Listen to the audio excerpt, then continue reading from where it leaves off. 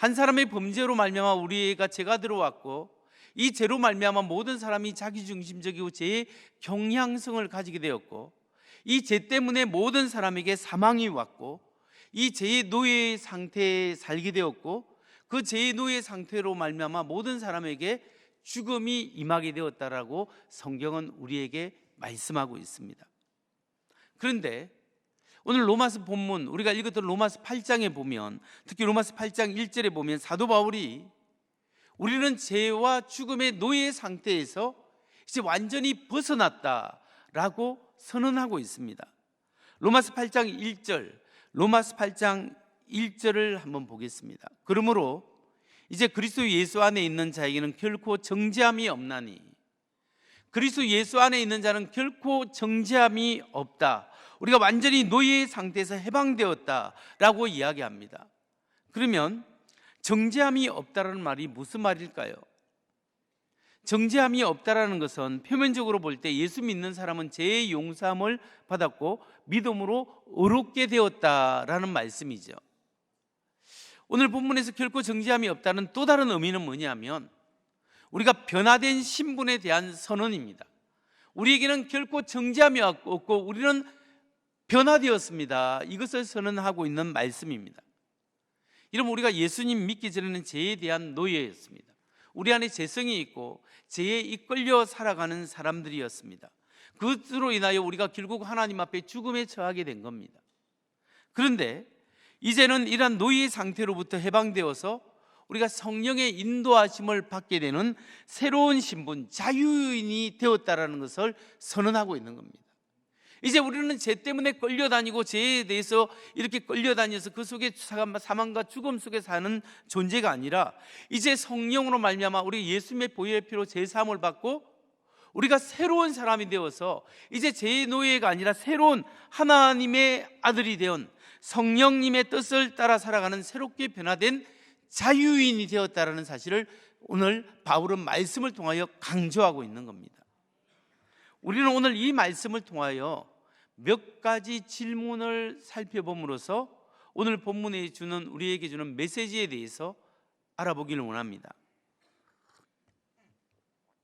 먼저 오늘 우리가 첫 번째 질문할 것은, 죄의 노예 신분에서 벗어나서 성령의 뜻을 따라서 살 수 있는 새롭게 변화된 신분이 과연 누구에게 주어졌는가? 우리가 새롭게 변화되었는데, 자유인이 되었는데, 이 자유인의 신분은 과연 누구에게 주어졌겠습니까? 그 답은 그리스도 예수 안에 있는 자에게 주어졌다라는 거예요. 그리스도 예수 안에 있는 자에게 새로운 신분이 주어지고 자유인이 되었다. 로마서 8장 1절에 우리가 본 바대로 그리스도 예수 안에 있는 자는 이제 결코 정죄함이 없다, 새로운 신분으로 변화되었다라고 하나님이 말씀이 우리에게 말씀하고 있는 겁니다. 그럼 여기서 예수 안에 있는 자들이란 단순히 예수를 믿는 사람을 뜻하는 게 아니에요. 예수 안에 있는 자들은 누구냐면 예수와 함께 죽고 예수와 함께 산 사람들을 말합니다. 예수님이 십자가에 못 박혀 죽을 때 나의 죄성, 나의 자아도 예수님과 함께 죽었고 이제 예수님과 함께 부활했습니다. 그리고 내 안에 새로운 자아가 살아났습니다. 이렇게 우리는 죄의 노예 상태에서 벗어나서 주님과 함께 새로운 신분으로 변화되었다는 사실을 사도 바울이 선언하고 있다는 것을 여러분 믿으시기 바랍니다. 여러분, 우리는 더 이상 죄의 노예의 신분이 아닙니다. 성령 안에서 자유인이 되었다, 이 사실을 우리가 믿어야 한다는 겁니다.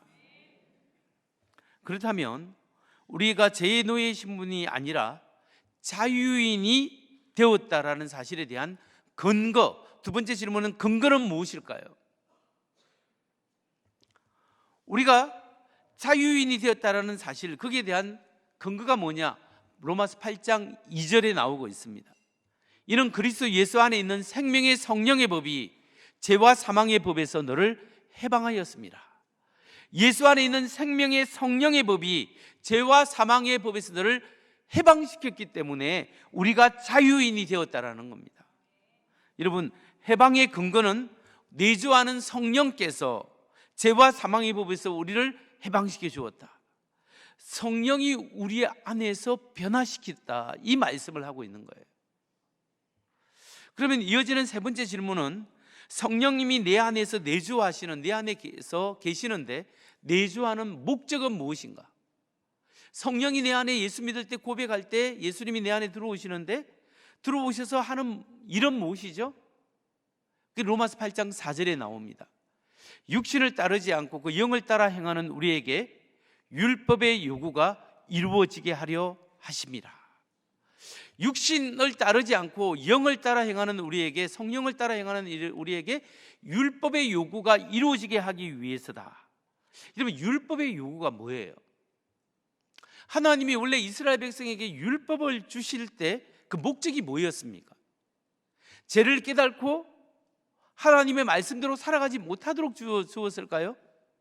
그렇지 않습니다.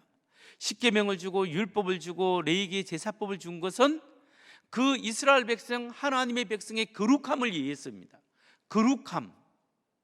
원래 율법을 주신 목적은 그 율법을 통하여 하나님을 알아가고 하나님을 잘 사귀어서 하나님의 거룩함에 이르는 수단과 방법으로, 그 목적으로 하나님께서 율법을 이스라엘 백성에게 주었습니다. 그런데 율법은 우리를 거룩하기를 요구하지만, 그러나 우리가 그 율법을 우리의 힘으로 도저히 지킬 수 없는 거예요. 율법을 우리의 힘과 우리의 능력으로 지키다 보면 다 지키지 못하고 실패합니다. 넘어지게 됩니다. 왜냐하면 우리 안에 죄성이 있기 때문입니다.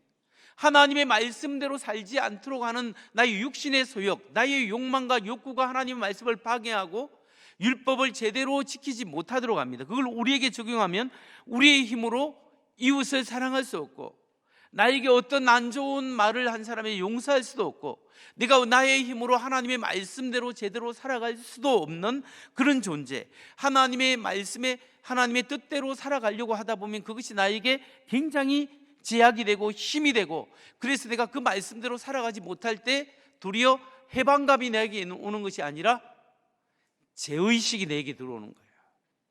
항상 우리가 정죄함을 그래서 받습니다. 내가 하나님 앞에 뭔가를 하고 거룩하게 살아야 되는데, 말씀은 그렇는데 나의 실상, 나의 모습이 죄악 가운데, 육신의 소욕 가운데 살아가기 때문에 정죄함이 있고 마음의 부담감이 점점 늘어나게 되는 거죠. 그런데 여러분 보십시오. 이제 성령 하나님이 내 속에 계심으로써 나의 욕심, 육신의 소욕, 나의 욕심은 십자가에 못 박았다고 말씀하고 있습니다. 내 마음대로 살아가고 내 뜻대로 살아가고 내가 하고 싶은 내 성질대로 부리면서 살아가고자 하는 나는 예수와 함께 죽었다고 선언하는 거예요. 그럼 이제 누가 살았냐? 내 안에 성령님께서, 성령 하나님을 따르고자 하는 새로운 자아가 살아난 거예요. 예수와 함께 죽고 예수와 함께 산 사람은 하나님의 성령이 내 안에서 움직이시고 새롭게 하나님의 뜻대로 살아가려고 하는 새로운 자아가 살아났기 때문에 이제부터는 우리가 신앙생활이 억지로 하는 게 아니에요. 의무감으로 하는 게 아니에요. 무엇으로 하냐? 성령이 주시는 힘으로 하는 거예요. 하나님의 사랑 때문에 하는 거예요. 이제는 자발적으로 자원해서 하나님이 받은 바 은혜가 감사하고 하나님의 사랑이 감사하고 성령께서 내 안에서 하나님의 사랑을 도와주시기 때문에 막 눈물도 나고, 그러니까 은혜 마음이 막 뜨거워지고, 그 은혜에 감사해서 내가 하나님께 뭘 순종해야 되겠지 하면서 하나님 앞에 순종해 나갈 때 우리는 거룩함을 이루어 나갈 수 있는 거예요. 이제는 자발적으로 우리가 하나님의 말씀, 전에는 이 말씀이 나의 구속이 되었는데, 나를 묶는 것이 되었는데, 이제 그것이 아니라 내가 이걸 말씀을 지키든 지키지 않든 나에게는 자유함이 있는 거예요. 하나님, 부족한 나를 용서해 주세요. 하나님의 은혜를 얻고 또 하나님 은혜 가운데 자유함 속에서 하나님의 뜻 가운데 우리는 거룩한 삶을 살아갈 수 있고 성령을 쫓아서 살아갈 수 있는 거예요. 여러분, 우리가 거룩한 삶을 산다는 것이 구체적으로 무엇일까요? 그것은 예수님 닮아가는 거예요. 좀 내 안에 예수님 믿기 전에 그친 가시들이 많았는데 예수님의 성령으로 말미암아 예수님의 보혈의 피로 가시들이 점점 줄어들기 시작했어요. 이제 그 다음에 말씀과 기도로 성령의 이끌림을 따라 성령의 순종함으로써 내 안에 가시들이 점점 부러졌고 이제 상처들이 있는데 그 내 안에 모난 돌이 점점 하나님의 말씀과 성령의 인도하심에 순종함으로 깎아져서 그리스도의 형상이 세워져 가는 거예요. 그리고 우리가 주님 만나러 갔을 때 정말 주님 닮아 있는 거룩함의 모습으로 드러나게 될 것이에요.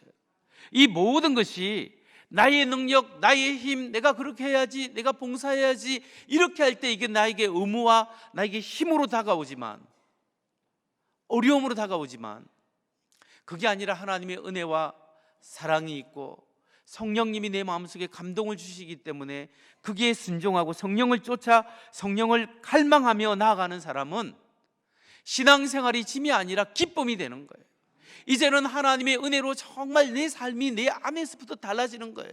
그리스도의 변화는 아웃사이드에서 인사이드가 아니에요. 인사이드 아웃이에요. 내 마음이 바뀌고 내 속 사람이 바뀌고 내가 변화되고 내가 성령 받고 내가 하나님 영적으로 달라질 때 내 삶이 달라지고 내 이웃에게 달라질 수 있는 거예요. 이제 그렇다면 네 번째 질문은 내주하는 성령님이 없고 육신을 따르는 사람과 내주하는 성령님이 내 안에 계시고 성령을 따르는 사람의 차이점은 무엇일까요?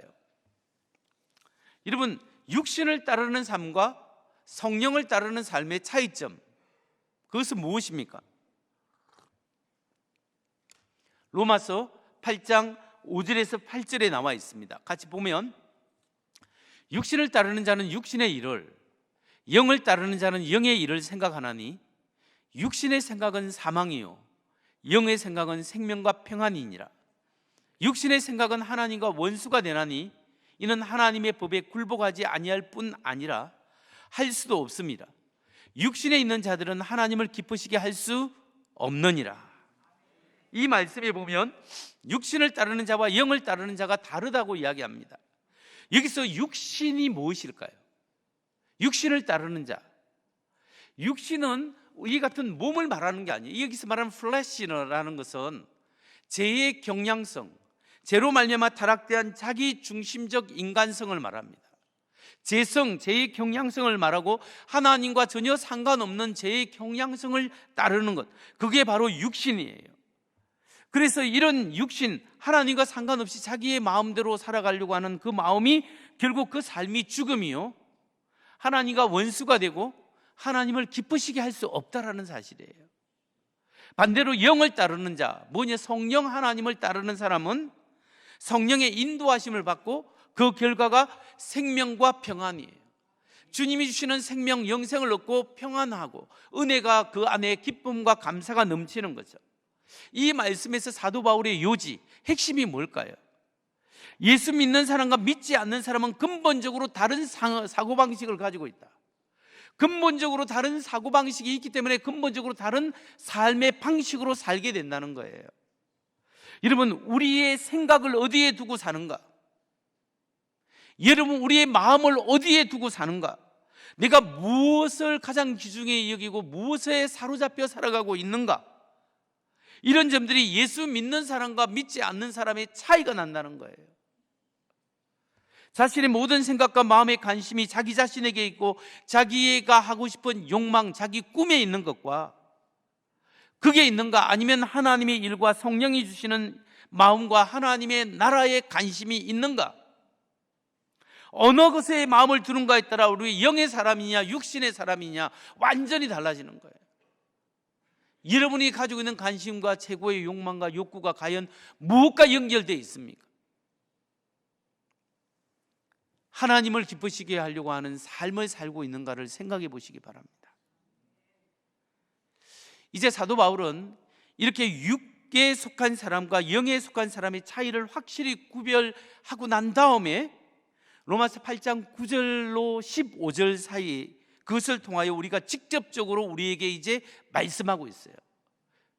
여러분, 로마서 8장 1절부터 8절까지는 주로 3인칭 복수형이 나와요. 3인칭 복수형을 이야기하면 남의 말을 하듯이 하는 거예요. 그러니까 간접적으로 지금 표현하고 서술하고 있는 거예요. 그런데 로마서 8장 9절부터 그 이하는 2인칭 대명사를 사용하고 너희, 당신, 너희들은 이렇게 이야기하고 있는 거예요. 그래서 이 말씀을 통해서 8장 9절을 보면 이렇습니다. 만일 너희 속에 하나님의 영이 거하시면 너희가 육신에 있지 아니하고 영에 있나니. 여러분 속에 하나님의 영이 거하시면 여러분이 육신에 있지 아니하고 영에 있습니다. 지금 이야기를 하고 있는데요, 이것은 한글 성경으로 읽는 것보다 헬라어 본문이나 영어 성경을 보는 것이 훨씬 더 이해가 빠릅니다. 그게 보면 이렇게 나온 표현이에요. 원문으로 보면 너희는 육신 안에 있지 않고 성령 안에 있다. 너희 속에 하나님이 영이 거하시는 것을 볼 때 그렇다. 무슨 말이냐면 바울이 말하는 것은 너희는 성령에 속한 사람입니다. 당신들은 성령에 속한 사람이고 육신에 속한 사람이 아니에요. 왜냐하면 여러분 안에 성령님이 계시지 않습니까? 성령님이 여러분에 계시기 때문에 여러분은 육에 속한 사람이 전혀 아니에요. 여러분은 하나님의 성령에 속한 사람인 줄 믿으시기 바랍니다. 이걸 이야기하는 거예요. 여러분, 우리는 성령님이 우리 안에 거하시기 때문에 우리는 육신, 내가 내 마음대로 살아가고 내 뜻대로 살아가려고 하는 그게 속한 사람이 아니에요. 하나님이 기뻐하는 것을 감당하는 그런 사람으로 변화되었다는 것을 우리가 생각 속에 믿음으로 인정을 할 때 실제로 그렇게 실제화되는 거예요. 여러분, 사도 바울이 성령님이 너희 안에 거하시기 때문에 그 결과로 우리에게 어떤 선물과 동시에 의무가 주어졌다고 이야기합니다. 성령님이 우리 안에 거하시기 때문에 우리에게 선물과 해야 될 의무가 주어졌다. 그러면 다섯 번째 질문으로 성령의 내주로 인해 내 안에 주어진 선물과 의무는 무엇일까요? 먼저 선물부터 살펴보면 8장 10절 11절입니다. 또 그리스도께서 너희 안에 계시면 몸은 죄로 말미암아 죽은 것이나 영은 의로 말미암아 살아있는 것이니라. 예수를 죽은 자 가운데 살리신 이의 영이 너희 안에 거하시면 그리스도 예수를 죽은 자 가운데 살리신 이가 너희 안에 거하시는 그의 영으로 말미암아 너희 죽을 몸도 살리시리라. 아멘. 이 말씀에 의하면 육신은 죄 때문에 썩어져 죽지만 영은 살게 된다는 거예요. 우리 영혼은 생명을 가집니다. 그래서 우리가 하나님 앞에 영이 산다는 것이 축복이고 선물인데 여기서 끝나는 것이 아니라 예수님이 실제로 육체가 죽고 부활했기 때문에 우리의 영이 살았기 때문에 결국 예수와 함께 죽고 예수와 부활한 사람은 우리의 죽을 몸도 신령한 몸으로 다시 살아난다는 거예요. 그러니까 우리가 영과 육체가 함께 살게 된다는 거예요. 우리의 영이 하나님 앞에 예수 믿는 성령으로 인하여 살게 되고 결국 우리 썩어질 몸도 신령한 몸으로 변화되어서 우리 영과 육체가 온전히 영원한 생명을 얻게 된다는 것이 사도 바울이 오늘 우리에게 말씀하고 있는 거예요. 여러분, 이게 선물이에요. 우리 죽을 몸이, 우리 죽을 영이 온전히 하나님 앞에 새로운 생명, 영원한 생명을 얻게 되는 이것이 하나님 예수 그리스도로 말미암아 성령을 통하여 우리에게 주시는 축복입니다. 그러면 이런 선물을 받았기 때문에 우리에게 성령이 우리에게 내주하시기 때문에 우리가 해야 될 의무는 무엇일까요? 우리가 무엇을 해야 할까요? 우리에게 빚이 있습니다. 우리가 의무가 있어요. 그게 어떤 의무냐? 12절로 13절에 나옵니다. 그러므로 형제들아, 우리가 빚진 자로 돼 육신에게 져서 육신대로 살 것이 아니니라. 너희가 육신대로 살면 반드시 죽을 것이려되 영으로서 몸의 행실을 죽이면 살리니. 이 말씀이 무슨 말일까요? 여러분 속에 계시는 성령 때문에 이제는 여러분이 여러분 마음대로 살아가서는 안 됩니다. 육신대로 살면 반드시 죽을 것이다. 영으로 몸의 행실을 죽이면 산다. 그러니까 내가 하고 싶은 대로, 내가 원하는 제 경향대로 살지 말아라. 여러분의 신분이 바뀌었다.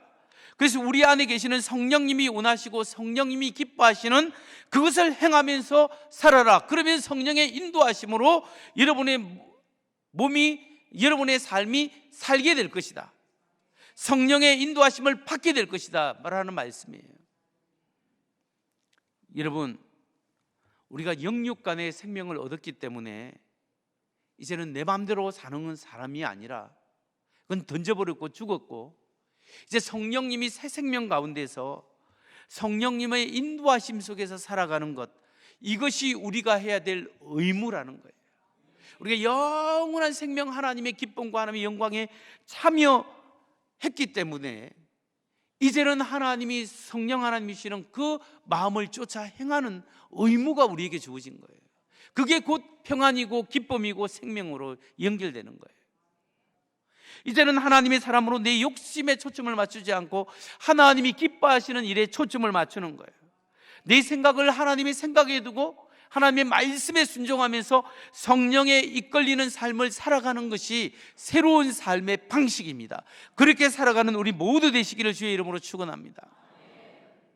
여러분, 이렇게 살아가면 우리에게 어떤 혜택이 주어질까요? 그래서 6번째 질문, 이와 같이 매 순간 육신의 소욕을 포기하고 성령께서 기뻐하는 일을 선택하고 순종할 때 나와 하나님 사이에 어떤 변화가 있는가? 하나님이 그게 은혜를 부어주세요. 어떤 은혜, 어떤 변화가 있을까요?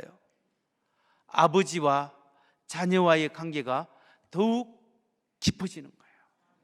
아버지와 자녀의 관계가 더욱 깊어지고 하나님과 내가 더욱 친밀한 관계가 이루어지는 거예요. 여러분, 자녀들 키워서 공부 잘하고 성공하고 자기 일 잘하고 이렇게 앞날 이렇게 먹고 사는 문제도 해결하고 애들 키워 나가면 참 좋죠. 얼마나 축복이에요. 그런데 딱 하나, 부모하고 소통을 안 해. 얘가 전화도 하나도 안 하고 명절이 돼도 쳐다보지도 않고 부모하고 만나도 다른 사람 취급하고 이러면 부모님 마음이 얼마나 아파요. 여러분, 조금 부족해도 부모님하고 사랑하고 이야기하고 신앙의 대화를 나누고 또 어려워서 함께 기도해 달라고, 함께 자녀 문제도 의논하고 기도해 달라고 하고, 관계가 깊어지면 깊어질수록 그런 자녀를 둔 부모가 얼마나 기쁘겠어요. 내가 힘들고 어려울 때 내가 그냥 무조건 의논할 수 있고 좀 아픔을 나눌 수 있는 부모님이 있다면 그 자녀는 얼마나 축복받은 자녀겠어요. 바로 그 관계가 우리 성령을 쫓아 행할 때 하나님이 우리에게 주시는 관계라는 거예요. 우리가 아무리 힘들고 어려워도 하나님 아버지라고 나아갈 수 있는 관계. 로마서 8장 14절 16절 마지막 부분 보면, 무릇 하나님의 영으로 인도함을 받는 사람은 곧 하나님의 아들이라. 너희는 다시 무수하는 종의 영을 받지 아니하고 양자의 영을 받았으므로 우리가 아빠 아버지라 부르짖느니라. 성령이 친히 우리의 영과 더불어 우리가 하나님의 자녀인 것을 정언하시나니, 우리가 하나님을 향하여 아빠 하나님이라고 부를 수 있다. 갈라디아서 4장 6절에도 마찬가지로 나오는데요, 너희가 같이 한번 읽겠습니다. 시작. 너희가 아들이므로 하나님이 그 아들의 영을 우리 마음 가운데 보내사 아빠 아버지라 부르게 하셨느니라. 아멘. 성령의 제약의 노예 상태에 벗어나서 성령의 인도함을 받는 자유인 하나님의 자녀는 하나님을 향하여 아빠 아버지라고 부를 수 있는 거예요. 그리가 멀리 있는 아버지 이게 아니고요, 아빠하고 언제든지 달려갈 수 있는, 사랑하는 내 아들아, 사랑하는 내 딸아, 내가 너희 마음을 안다, 내가 너와 함께 한다, 걱정하지 말아라. 언제든지 하나님이 안아주시고 인도하시고 우리는 언제든지 하나님께 간구할 수 있고, 그래서 예수님 말씀처럼 너희가 내 안에 내가 너희 안에 거하면 무엇이든지 원하는 대로 구하라, 그리하면 이루리라. 이 말씀처럼 우리가 정말 주님 안에 거하고 주님이 우리 안에 거할 때 우리의 걱정 근심을 아뢰고 그 주님이 우리의 삶을 돌봐주시는 그 은혜를, 주가 내 안에 내가 주 안에 하나님을 아빠 하나님으로 경험할 수 있는 그 은혜를 우리에게 주신다는 거예요. 여러분, 우리가 아빠 하나님이라면 그 말은 뭔지 아세요? 하나님이 우리의 삶을 책임져 주신다는 거예요. 하나님이 우리의 삶을 인도하신다는 거예요.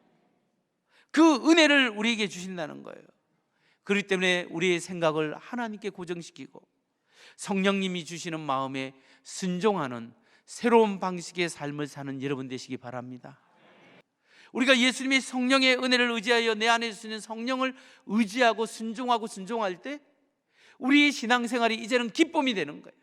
이제는 하나님의 사랑 때문에, 하나님의 은혜 때문에, 하나님이 주시는 감동 때문에 내가 차원에서 하나님께 헌신하고 충성하고 사람들을 섬기고 대접하고 함께하고 격려하는 그 모든 일이 나에게 기쁨과 감격의 신앙생활이 된다는 거. 왜냐하면 이 신앙의 힘이 나에게 있지 않습니다. 하나님이 주시는 그 은혜로 할 수 있습니다. 그러기 위해서는 성령으로 충만케 되는 여러분 되시기 바랍니다. 예수님으로 충만케 되는 여러분 되시기 바랍니다.